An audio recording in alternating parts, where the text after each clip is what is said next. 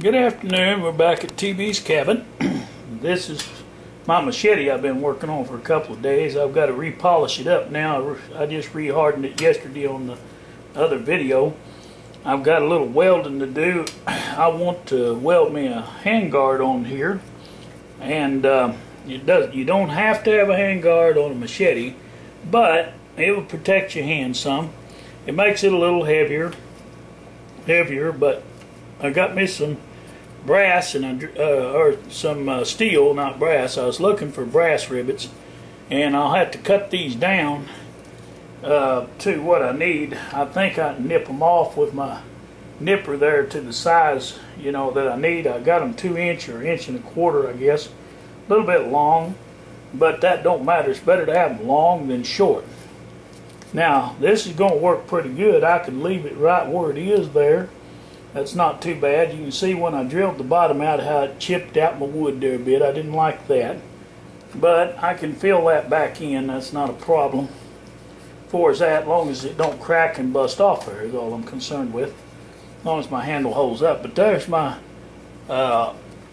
antique or ancient Roman type early old time handles from way back when, you know. It makes it look antique.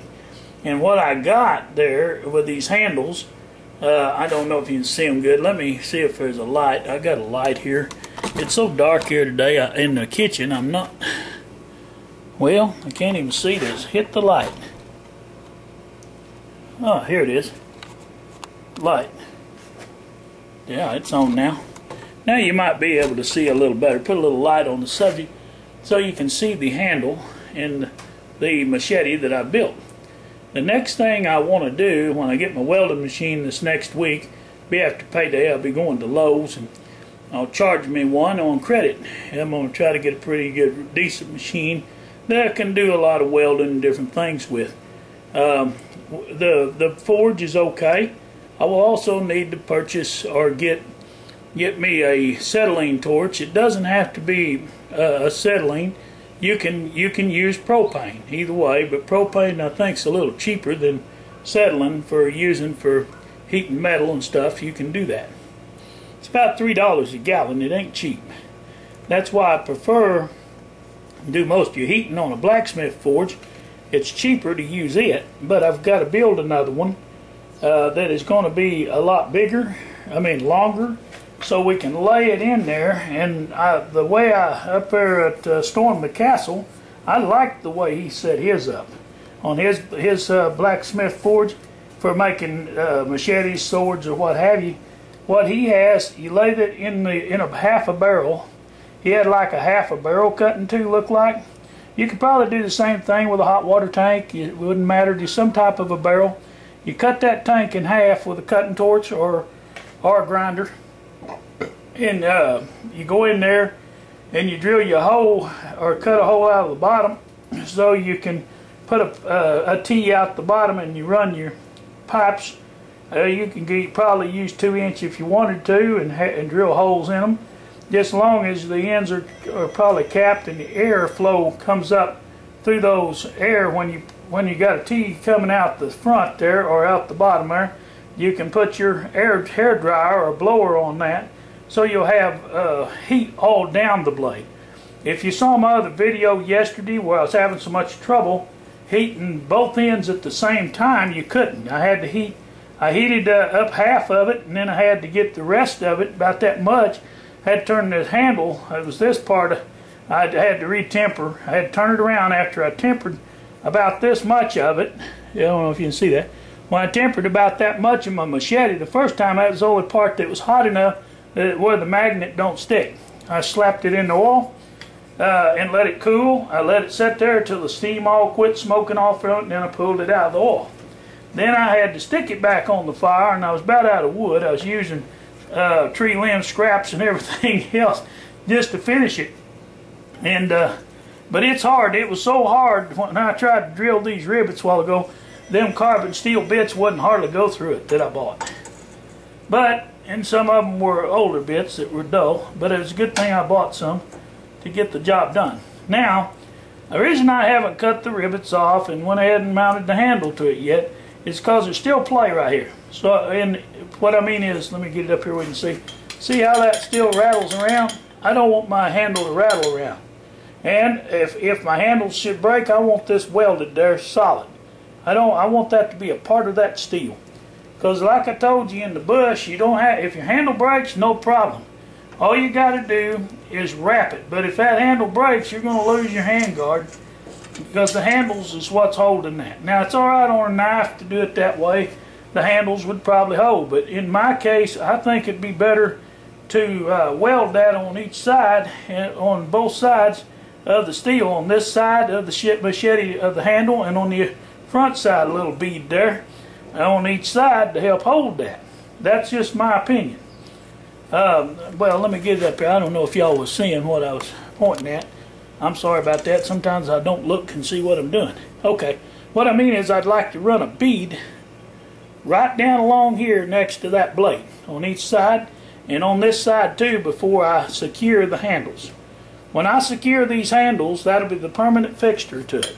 That's where it'll be. And I want to buff this down today. I'm going to get it cleaned up today or tomorrow, as I have time anyway. Try to get that all did up. But Rome ain't built in a day, and like I say, it'll be next week before I can go over to Fort Smith and pick up a welding machine. Because I'm going to get a welding machine that's portable, if I can, either a Miller or a Lincoln Pipeline Special. They are super good for any kind of welding you want. They even got settings where I'm going to make sure I can set it all the way down to light metal welding, so we can do light metal as well as heavy metal. Heavy metal, what I like about the Lincoln Pipeline Special, you can move that around portable wherever you set up at to work. And I already have a trailer to mount it to that I can fasten it down to. Wouldn't be no problem. Then it's got a generator on it. So that with that generator and the one I already got, I think the one I saw over there, I don't know what brand it was. It might not have been a Lincoln Pipeline. It was something similar to that. I got to where I call them all of them Lincoln Pipeline. It may not be a Lincoln Pipeline Special when I buy it. It may be whatever brand, Hobart, or it may be whatever brand they have at Lowe's, because that's where I'll charge it and pay it out. But anyway, I could get a little Cracker electric box, but I want it to have a gasoline type, because I don't, or a diesel, you know, because I don't, if the electric goes off, then you can't finish your work. I don't want to depend upon electric necessarily to do everything we do around here. If you got portable tools, then you can go to them on the backup. Electric, when you have it's fine, but when it's off, and say somebody ordered a knife for me to make them today, no, man, electric's off. Man, I can't run the grinder now. What am I going to do? You know. Now, if you got a portable generator right there, plug it in, sharpen the blade, and go on about your business. See what I'm saying? Cut your bead, cut your edge for your machete, or your sword, or your knife, what have you. If you got a backup power source, you can even cook off of you run a microwave or whatever off your portable generator. I was going to buy a big home generator and all that to run these heat and air units, but I seen it was going to run too much money. You can run one of them off one of my generators, and Mom's one that needs it in the winter, because once I have my wood cut this summer, I'll have enough to run me for the winter. And I heat most of my wood. I don't know if y'all can see my wood stoves over there. Yeah, I reckon you can. And I'm cooking some chicken over there right now, and I'm trying to get that grease hot. When that gets hot, I'm going to have me a spinach cake, because I ain't eat all day and I'm getting hungry. Finding something to eat. Running low on the grub right now. But I'm out of taters. And I'm out of most everything.